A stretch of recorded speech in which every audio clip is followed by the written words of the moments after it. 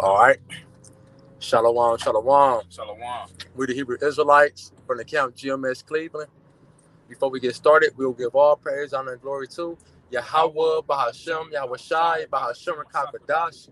The honor to the apostles and elders, great millstone, who will, and peace and blessing to the hopeful elect that preach the truth sincerely across the four corners of the earth. This is another lesson through the spirit and power of Yahweh, Bahashem, Yahweh Shai.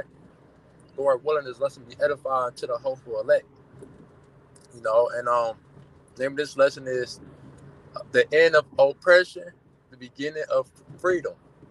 You know, and this video is just inspired off a conversation we was just having, man. Because it's been many years, you know, we've been in captivity under this devil bread, man. Esau Edom, being oppressed left and right. He using his bulldog Keisha, Big Shirley to oppress us left and right along on his side. You know, and we coming in the times where we at the end of our oppression and the beginning of our freedom. Starting off with us being able to preach His truth throughout the four corners of the earth, upload these lessons on the internet. That unicorn, go out on the highways and hedges. It was a period of time where the things that we're doing now we could not do in the 50s and the 40s and shit, man. We'll get shot down on the street or hung on a tree or something. We couldn't lay down and sleep with the sweet and white, the the snow bunnies, the White Castle. We couldn't do that back in the early 1900s, 1800s, man. You would get put to death for that type of shit. But we could do these things now, cause guess what? The Lord is lifting his man back up. The same place where it was said we are the sons of the living no that you are not my people. It's gonna be the same place where it was said we're the sons of the living power, man. This is happening before our eyes, man. Matter of fact, could you get Lamentations 4:21 real quick? Then we get that First Peter. It's the book of Lamentations, chapter 4, and verse 21. Rejoice and be glad, O daughter of Edom. Exactly. Live it up. Because this is it. You will no longer oppress the Israelite man, the so-called Negro, Latino, Native, and Seminole man. You will no longer oppress them, Brad. Go ahead. O daughter of Edom that dwellest in the land of Uz, the cup also shall pass through unto thee. Thou shalt be drunken and shalt make thyself naked. Exactly, man. It's your turn. It's your turn, man. To go into slavery, to have your woman against you, have your children against you. It's your turn for these curses to hop on you. And it said the land of Uz, because Uz was a main place in the land of Edom, in the ancient land of Edom, and modern day Uz will be what America. This is this is the number one major place where you Edomites fucking dwell, man. You know, but hey, it said that it's time for you to drink of the cup. You read that 20, yeah. Verse 22, the punishment of thine iniquity is accomplished, O daughter of Zion. Exactly. Our punishment is accomplished. This is it. We don't got another 40, 50 years in captivity, man. 20, 30 years. We don't got that.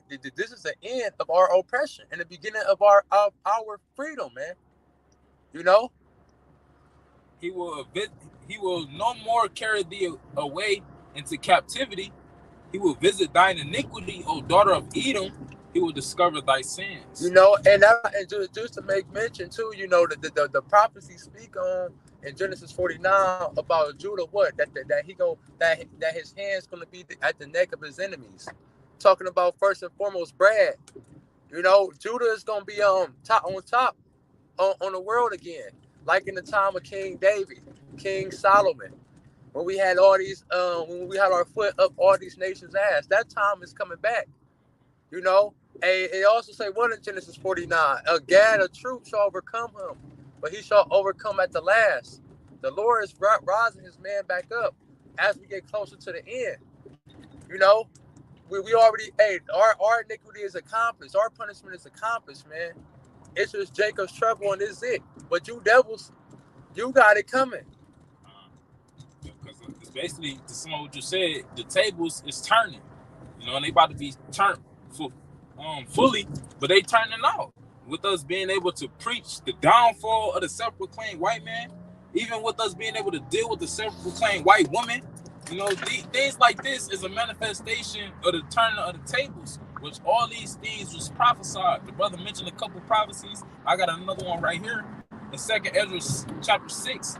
It's starting at verse 7.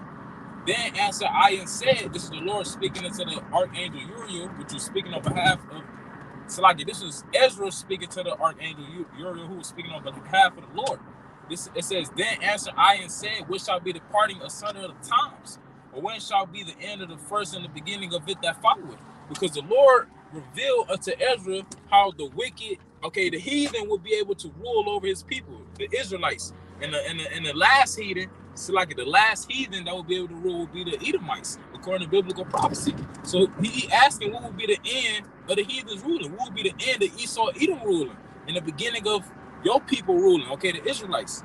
In verse 8, and he said unto me, from Abraham unto Isaac, when Jacob and Esau were born of him, Jacob's hand held first the heel of Esau, which that literally happened. You read about that in the book of Genesis, the 25th chapter. And Jacob holding Esau's hand, holding Esau's heel as he was being born before him, was a representation of Jacob pulling Esau out of power. Which that's what you see taking place with the prophets being risen up. That's the representation of Jacob pulling Esau, Edom out of power. The beginning of, the end is the title reads, the end of oppression and the beginning of their freedom. In verse 9, for Esau is the end of the world. That world is going to a time period, a rulership that will be established. Eon. Yep. The Greek word will be eon, like the brother said. So it says, for Esau is the end of the world, and Jacob is the beginning of it that followeth.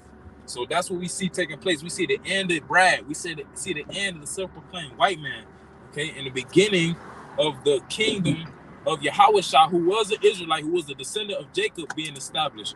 Which that also is going to trickle on down to the so-called Negro, Latino, Native American men being lifted up, beginning with the elect. That's why we able to do certain things we can do now that we wasn't able to do going back 100 years. Shit, even going back 50 years. And what the brother say is true. Should we get that 1 Peter now? This is 1 Peter chapter 4. This is 1 Peter chapter 4 and verse 7. It reads, but the end of all things is at hand. That's right, all things, everything you see. Hot girl summer, I could do bad by myself, Independence Day, Juneteenth, all this fucking folly, man, that you fucking niggas indulging by the what do you call that when you by the permission of Brad, your father the devil, man. Y'all indulging all this wickedness and all this folly, but guess what? Your time is short. You're gonna fall with this nigga, man. And you Keisha's gonna get it the worst, man.